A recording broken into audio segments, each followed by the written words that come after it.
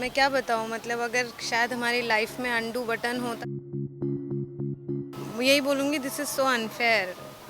उसको ऐसे नहीं जाना चाहिए था। और सबसे महत्वपूर्ण सदस्य वो था। मेकअप रूम एक है, साथ में सो रहे हैं, तो ये एक तरह से बहुत अजीब सी दुखद बात है यार। इस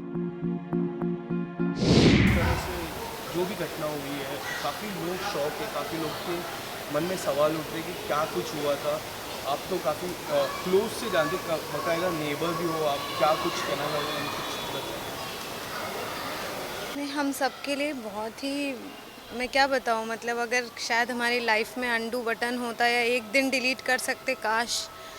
क्योंकि हम अगर शूटिंग नहीं होती थी तो दीपू और हम कभी जिम में मिल जाते थे, कभी हम यहाँ वॉक करते हुए मिल जाते थे। तो फर्स्ट ऑफ ऑल तो बिलीव करना ही बहुत मुश्किल है। बस भगवान से बहुत यही बोलूँगी दिस इज़ सो अनफेयर। उसको ऐसे नहीं जाना चाहिए था। और उसका बच्चा बहुत छोटा है, 1.5 साल का है। ऐसी जो चला जाता है वो तो फिर भी मुक्त हो जाता है सारी दुनियादारी से, बट जो पीछे रह गया अब उनके लिए बहुत मुश्किल है। सो जस्ट दीपू, उनको ब्लेस करना, मैं यही बोलूँगी कि अपनी वाइफ को और अपने बच्चे को ब्लेस करना। एंड जस्ट जहाँ भी हो सुख से हो और शांति से हो। सबसे पहले तो आज रियूनिट है, काफ़ी दुख मौका, दुख अवसर है और काफ़ी लोग दुखी है इस चीज़ को लेके। अब तक समझ नहीं पा रहे सर क्या कुछ हुआ है, फिर अब क्या कहना चाहोगे। देखिए, ये तो हम सब के लिए बहुत ही दुखद घटना रही है। भाभी जी घर पर है, क्या लोगों के साथ तो बहुत बड़ा ही सदमा है, क्योंकि हमारा बहुत इम्पोर्टेंट एक्टर वो था। और वो जो टीका मल खान टिल्लू की तिकड़ी थी, उसमें से एक सबसे महत्वपूर्ण सदस्य वो था। उसका जाना एक खालीपन छोड़ गया है। अब कैसे हम उन सीन्स को संभालेंगे जो हम ऑलरेडी शूट कर चुके हैं, कैसे क्या होगा, किस तरह से कहानियों में चेंजेस लाए जाएंगे, कैसे हम सेट पे जाकर उन स्थितियों को फेस करेंगे। खासकर टीका जो है, वैभव जो लगातार 7 साल तक उसके साथ रहा, मेकअप रूम एक है, साथ में सो रहे हैं, तो ये एक तरह से बहुत अजीब सी दुखद बात है यार। ये तो अब समय ही धीरे धीरे, स्मृतियाँ तो नहीं जाएंगी लेकिन धीरे धीरे ही होगा। ये बहुत बड़ा खालीपन है। सर क्या आपने कुछ वार्तालाप की उनकी उनकी मिसेस से, उनके मम्मी पापा से? उनके मिसेस से ने, उनके भाई साहब से ज़रूर हमारी बातचीत हुई। और उनके भाई साहब ने जैसा कि हमें बताया कि शायद ये उनको कार्डियक अरेस्ट हुआ है। क्योंकि काफ़ी लोग हाँ जानना चाहते हैं कि क्या कुछ हुआ था उस हाँ, दिन। उनको कार्डियक अरेस्ट हुआ। तो व्यायाम करना और उसके बाद फिर खेल के मैदान में, और पता नहीं शायद खाने पीने में भी कोई ऊंच नीच ज़रूर रही।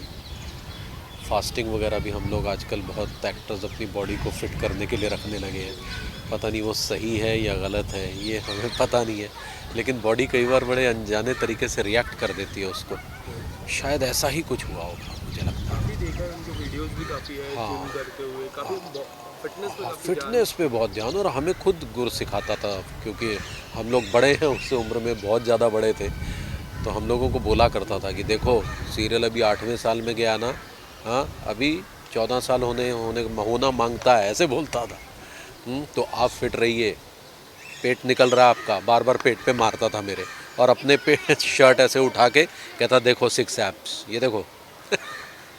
कोई ऐसी बातें जो काफ़ी याद आओगी? इम्प्रोवाइजेशन बहुत अच्छी करता था, मतलब जैसे सीन में कोई चीज़ अपनी तरफ से जोड़ दी, मतलब वो राइटर ने नहीं लिखी लेकिन अपनी तरफ से जोड़ दी, तो वो एक अलग ही सीन को मोड़ दे देता था।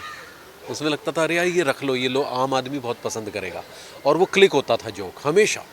और वो हमको भी बोलता था, आसिफ भाई को भी बोलता था। और कई बार जब हम कहते थे नहीं यार ये मज़ा नहीं आया, तो कहता कोई बार नहीं, अगली बार बिकेगा, इस बार छोड़ देते हैं। मतलब कहता मैं बेचता हूँ, जोक बेचता हूँ, जो कुछ तो बाकायदा ऐसे बोलता था। बहुत टाइमिंग सेंस बहुत अच्छी थी कॉमेडी की, बहुत अच्छी टाइमिंग सेंस थी।